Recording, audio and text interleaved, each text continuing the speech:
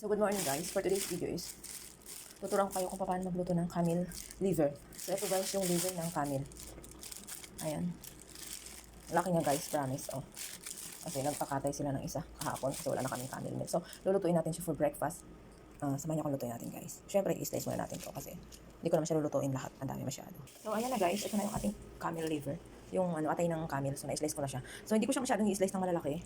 At slice siya na pa-slant lang kasi ano siya guys, hindi siya kagaya ng ng liver ng karop ng sheep na malambot siya pag niluluto mo. So kailangan kasi yung karop is pag niluto mo siya madalian. So ito din ganun din, ayaw nila nang tumagal kasi medyo tumitigas talaga siya. Pero ito kasing camel, kahit talaga itagal mo or hindi mo man siya itagal na lutuin, is talagang hindi siya kagaya ng karop na malambot yung yung liver niya pag naluto. So ito medyo matigas siya ng konti. So ayan, fresh na fresh yan. Ayaw kasi ni sir ng ng yung bang bumibili ng nandiyan sa supermarket sa mga grocery. Di ba yung mga ganyan din sa Kaya nagpapakati talaga sila ng isang camel para stock namin yun for 3 months kasi mayroon pa naman kaming sheep at saka chicken na ina-alternate ko na niluluto sa everyday namin ako. So ito na yung ating liver guys. Tingnan nyo naman yung difference niya sa liver ng karop kasi ito is light yung kulay niya unlike sa karop na sa sheep na talagang siya medyo dark ang pagkaatay niya. So mamaya ipapakita ko sa inyo kung paano siya lulutuin.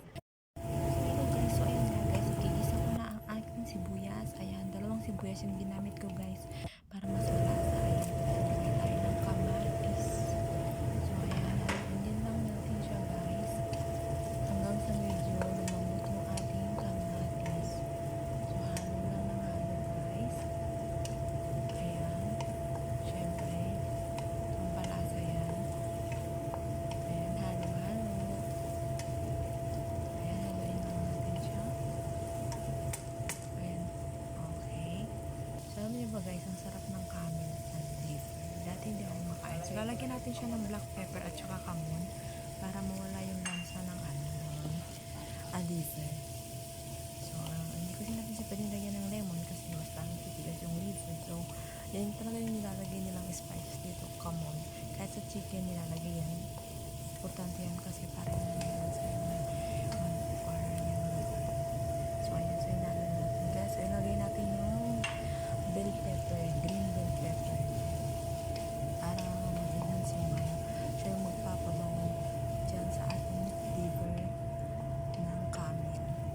So ayun, gusto yan ni sir pag talagang nagpapakatay siya at talaga kinukuha.